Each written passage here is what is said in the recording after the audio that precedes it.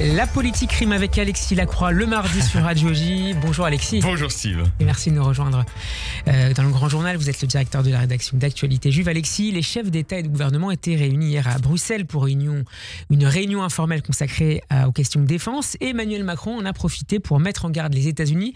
Je le cite, si nous étions attaqués sur les sujets commerciaux, l'Europe, comme une puissance qui se tient, devra se faire respecter et donc réagir, c'est ce qu'a déclaré le chef de l'État, anticipant des menaces d'imposition de droits de douane par les Américains. Il était temps.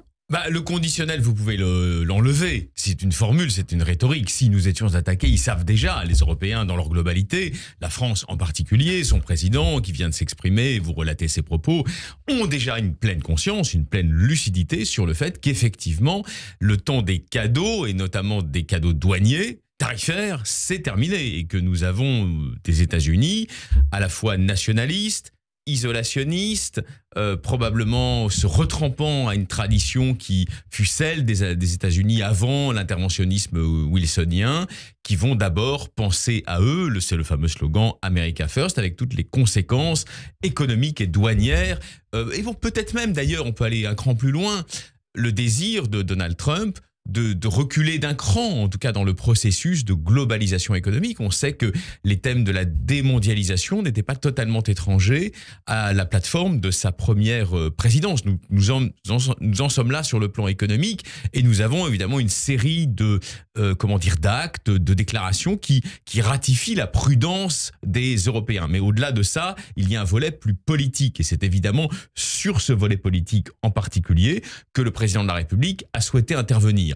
Il a suivi, comme vous, comme moi, comme tous nos auditeurs et auditrices de Radio J que nous saluons, les déclarations de Donald Trump, mais aussi de son homme lige et de son homme fort aussi, qui est Donald Musk, sur un certain nombre d'alliés. Il a suivi ce qui s'est dit sur le Canada, la manière dont Musk a parlé au président sortant du Canada. Il a suivi les conversations très rudes de Donald Trump avec la première ministre danoise sur la question du Groenland, puisque les États-Unis veulent acquérir le Groenland, quitte à payer, mais ça n'est pas évidemment dans les plans, vous vous en doutez, du royaume danois.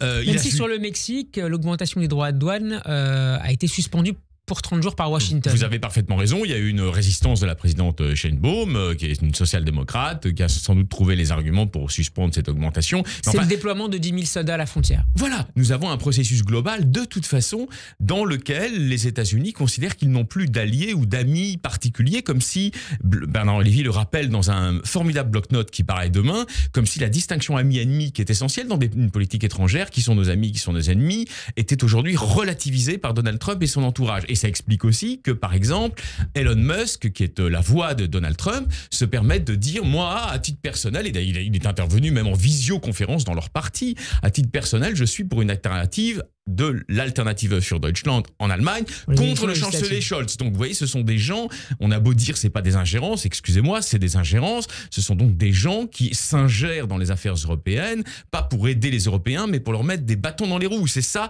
la réalité. Et donc, à ce titre, je vais jusque-là, Macron est conscient de ce qu'il fait. Vous savez bien qu'il a toujours poursuivi des projets ou des ambitions d'incarner une forme d'Europe puissance, de leadership européen pour une Europe puissance, absolument. C'est sa grande idée. Il la partage avec d'autres. Il la partage d'ailleurs avec François Bayrou, par parenthèse, depuis fort longtemps. Mais Alexis, est-ce que la France, est-ce que les Européens ont les moyens de leurs mots? Est-ce que nous sommes armés pour résister vous savez, de l'administration Trump? Je suis absolument d'accord avec votre question, elle est légitime. Les moyens, c'est jamais que des moyens que nous créons, c'est-à-dire ça dépend aussi d'un état d'esprit.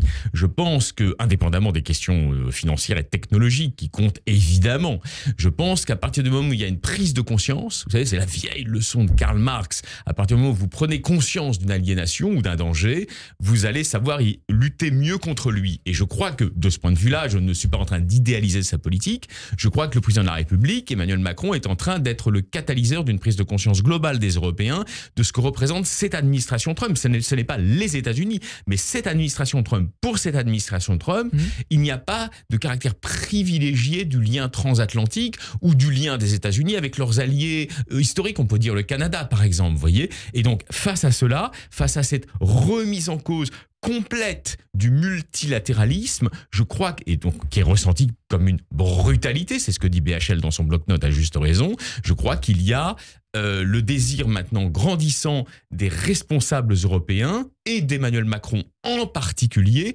de répondre avec des actes de résistance à cette brutalité. Alors, une parenthèse, vous me posez une question technique, ça se jouera aussi sur le terrain de la recherche et du développement, et notamment de l'intelligence artificielle. Il est évident que pour répondre aux projets grandioses d'IA des États-Unis, les Européens auront besoin de se mettre également en ordre de bataille dans le domaine de l'économie de la connaissance. À la traîne à la fois derrière les États-Unis, mais aussi derrière la Chine. On est d'accord. Alexis, Donald Trump recevra ce soir Benjamin Netanyahu à la Maison-Blanche. C'est le Premier ministre israélien sera le premier responsable étranger à être reçu officiellement par le nouveau président des États-Unis depuis son investiture le 20 janvier dernier. Qu'est-ce que vous attendez de cette rencontre? Alors moi, je n'en attends rien personnellement. Je vous ai exprimé mon scepticisme extrême à l'égard de la diplomatie transactionnelle, comme on l'appelle, de Donald Trump, qui n'est pas fondée sur des amitiés ou des fidélités diplomatiques historiques, mais qui est fondée sur l'intérêt bien compris des États-Unis, point barre, comme on dit aujourd'hui, vous voyez. Donc je n'en attends rien, mais je pense en revanche qu'effectivement, pour Israël, et on peut faire une exception en quelque sorte pour Israël, les intentions de Donald Trump sont moins problématiques que pour beaucoup d'autres pays et de pays alliés. Quel est le plan global au-delà de la deuxième phase de la trêve et de la libération des otages? Le plan particulier, et nous pouvons en dire un mot, il n'est pas défavorable à Israël de ce point de vue-là, si on paramètre la globalité. Le plan particulier de Trump et de son entourage, les Kouchner et compagnie, c'est de relancer la deuxième phase des accords d'Abraham. Même si Résumons. Kouchner n'est plus vraiment au premier plan. Non, bien sûr, mais enfin, c'est une influence familiale. C'est de relancer cette deuxième phase. C'est Witkoff maintenant qui est à la manœuvre, ces gens-là. Quelle est la conséquence, si ça se fait, de ces accords d'Abraham élargis, comme le disait Gilles Kepel récemment sur notre antenne? Quelle serait la conséquence, pardon? Ce serait l'implication dans une plateforme amicale, entre guillemets, vis-à-vis des États-Unis, de ce grand acteur clé du monde sunnite, qui est l'Arabie Saoudite. Si cela se faisait, soyons objectifs, voyez, Alexis. Eh bien, ce serait plutôt un élément positif pour Israël. Pourquoi? Car cela contribuerait, c'est ce que veut faire Trump, donc là, de ce point de vue-là, il ne faut pas le charger, ça contribuerait à sécuriser l'implantation, l'enracinement de l'État juif dans sa région géographique. Et à isoler davantage l'Iran.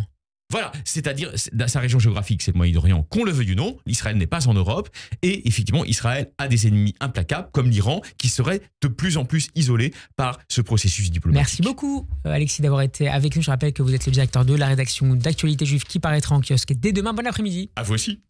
Merci.